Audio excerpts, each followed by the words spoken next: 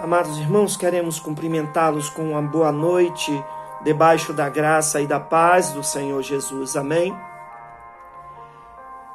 O nosso recado de Deus nesta noite, ele está fundamentado em Deuteronômio, no capítulo 6, versículo 1, bem como os versículos 20 a 25. E também vai se fundamentar no Salmo 78, versículo 4, na parte B deste salmo. Mas antes desta leitura, eu gostaria de dizer aos irmãos que dizem do mês de maio ser o mês da família. Confesso aos irmãos que eu não gosto muito destas datas comemorativas, embora respeite quem gosta. Mas eu acredito que essas datas comemorativas, elas existem como uma tentativa de aliviar a consciência de quem teve um ano inteiro para tratar bem, respeitar, cuidar, dedicar-se, mostrar amor e não fez. Então tiramos na sociedade em que vivemos um dia no ano para purgar a nossa consciência de tudo aquilo que deveríamos ter feito e não fizemos. Vejam, por exemplo, nós não temos na nossa sociedade o Dia dos Filhos. Por que será? Não temos o Dia dos Netos. Não temos o Dia Internacional dos Homens. Por que será que estes dias não existem? Eu deduzo que estas pessoas devam receber diariamente um carinho especial, de modo que não há peso na consciência sobre estes dias para termos um dia especial para eles. Mas existe o Dia Internacional da Mulher. Por que será? O Dia das Mães, o Dia dos Pais. Por que será? Mas deixemos isto de lado. Não vamos discutir aqui agora essa questão. Eu quero tratar com vocês a respeito deste mês da família. Não é? Criamos um dia, ou melhor, um mês da família. Por quê? Eu gostaria de compartilhar com vocês que ontem, ao chegar em casa, por volta das 16, 17 horas, o meu filho, Adson, me convidou para assistir um filme. Aliás, um filme muito bom. O Caçador de Sonhos. Não sei se você já teve a oportunidade de assistir esse filme, mas eu quero lhe dizer que se trata de um filme brasileiro, um filme sobre relacionamento familiar, um filme altamente filosófico e que aqueles que não assistiram eu recomendo que assistam, posto que ajudará muito no relacionamento entre pais e filhos, no relacionamento marido e mulher, no relacionamento trabalho e lazer. Aliás, um filme que trata da questão do hoje e do futuro. Mas eu quero dizer que o mais importante não foi ter assistido este filme com minha esposa e com meu filho. O mais importante foi o que aconteceu depois. A minha esposa, sem nada combinado, ela deslocou-se para a cozinha com minha filha Anne Ellen.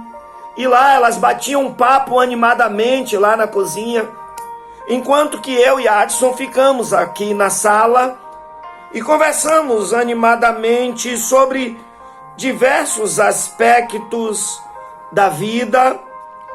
Conversamos horas e horas a respeito dos aspectos do filme ali abordado, sobre como lidar com este sistema interposto pelo mundo que muitas vezes escraviza o ser humano, não deixando que o próprio ser humano seja senhor da sua história, mas que esteja ali, muitas vezes escravizado e tendo que arcar com os desdobramentos dessa escravização. Foi um bate-papo alegre, feliz, muito bom. Mas quando vamos aqui para o Salmo 78, nos versículos de 1 a 7, eu lhe convido, inclusive, a abrir sua Bíblia aí, neste Salmo.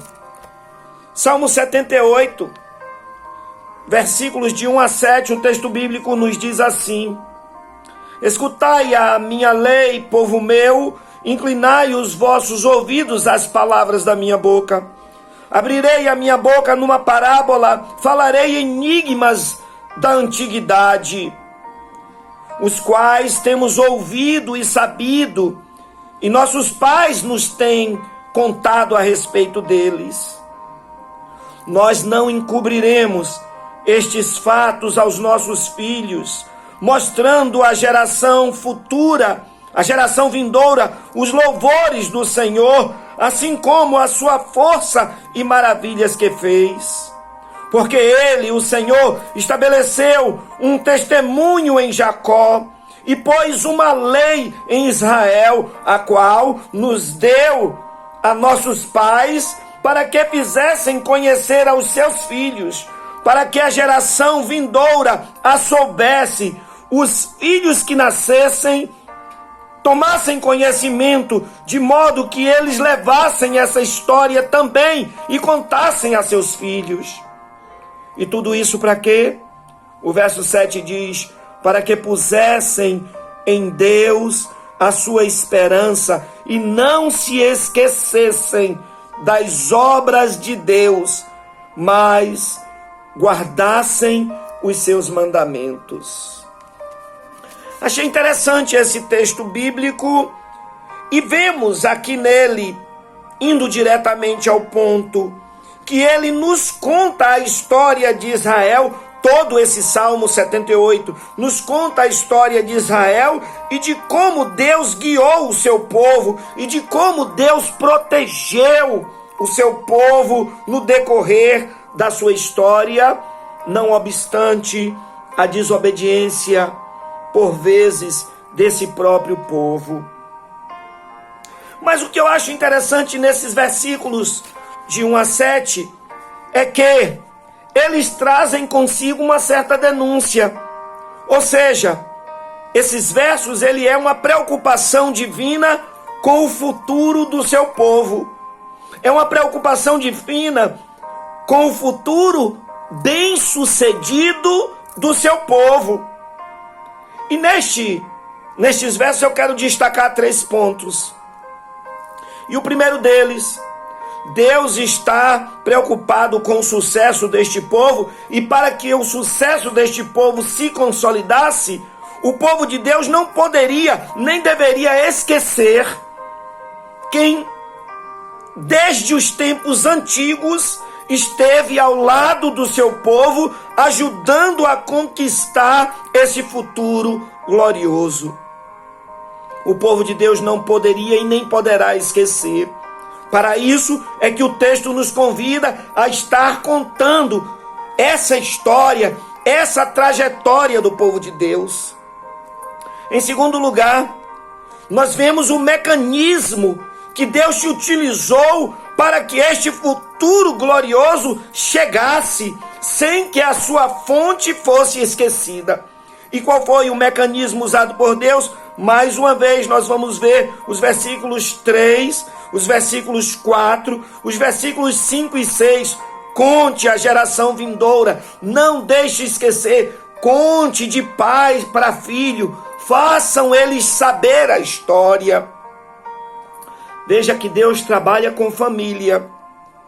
E quando vamos para o ponto 3 aqui que queremos dar destaque, aí somos levados lá para Deuteronômio capítulo 6, onde os versículos de 7 a 9 nos fala sobre a maneira como essa história do lidar de Deus com o seu povo, como essa trajetória desde os tempos antigos ela veio se perpetuando séculos após séculos.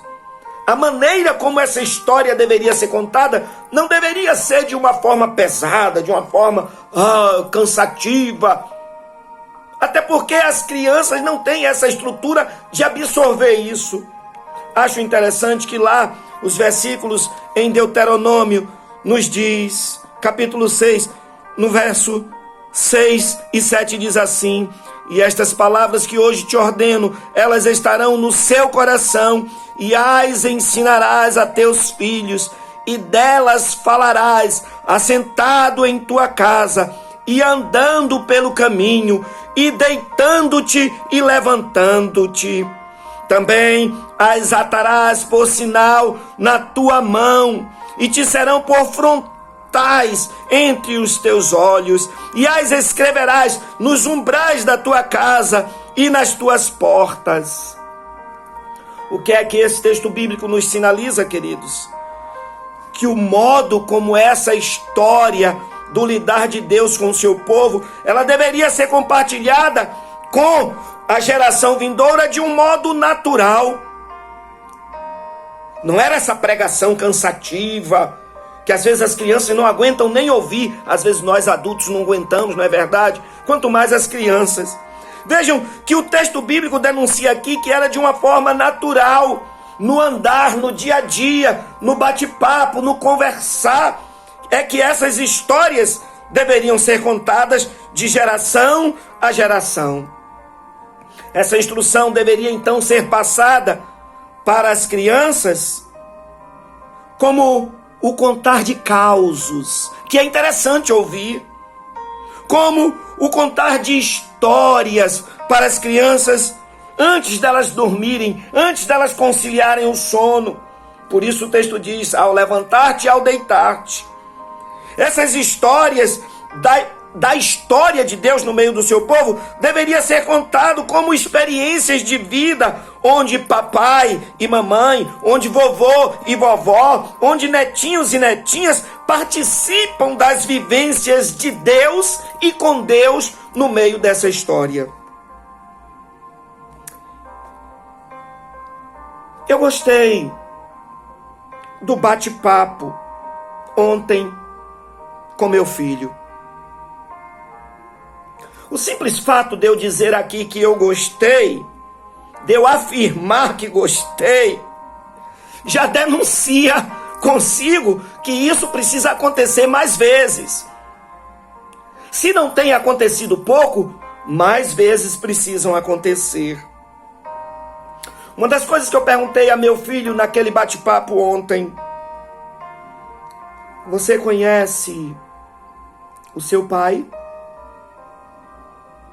Eu não estou perguntando se você sabe coisas sobre ele. Eu estou lhe perguntando, você conhece o seu pai? Mas eu perguntei mais, e aí na presença dele, eu perguntei com relação a mim, até que ponto eu conheço o meu filho? E não apenas sei informações sobre ele. Eu, como pai, preciso conhecer e conhecer bem o meu filho. Você conhece bem o seu filho, o seu pai, a sua mãe? Você conhece ela? Você conhece a sua filha? Ou você apenas sabe informações sobre ela?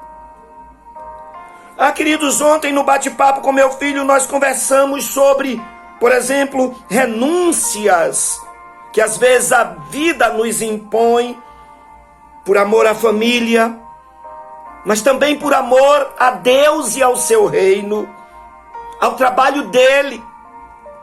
Batemos papo sobre isso. Conversamos nesse bate-papo descontraído, alegre, apesar de pensativo, sobre como eu posso ser um pai melhor para o meu filho, para minha filha. Como eu posso ser um marido melhor. Você pensa às vezes sobre isso? Como você pode ser uma esposa melhor?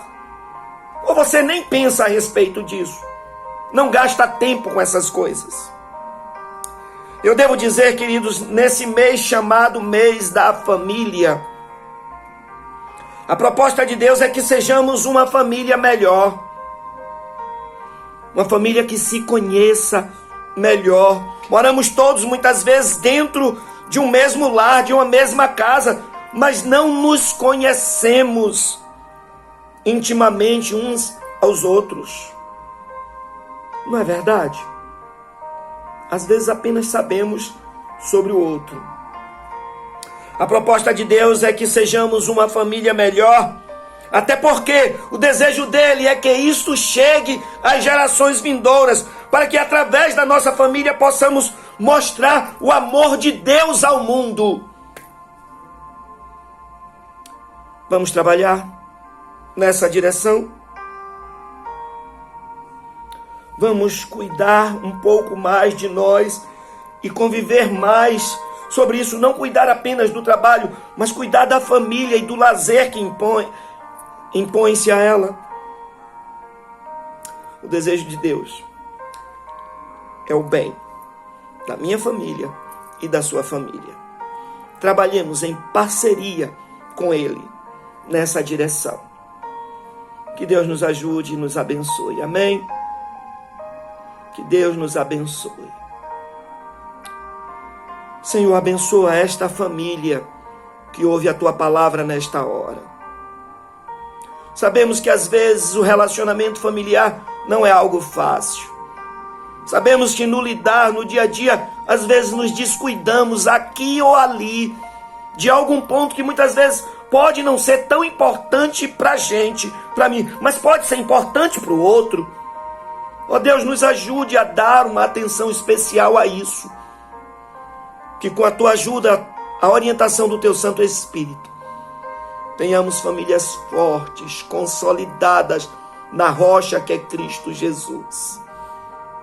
E que a nossa família seja um exemplo, um modelo para outras famílias e para o bem de nós próprios. Muito obrigado, Senhor, por este culto. Nos dá uma semana na Tua presença, guardada e protegida por Ti, Senhor. É o que te pedimos, em nome de Jesus. Em nome de Jesus.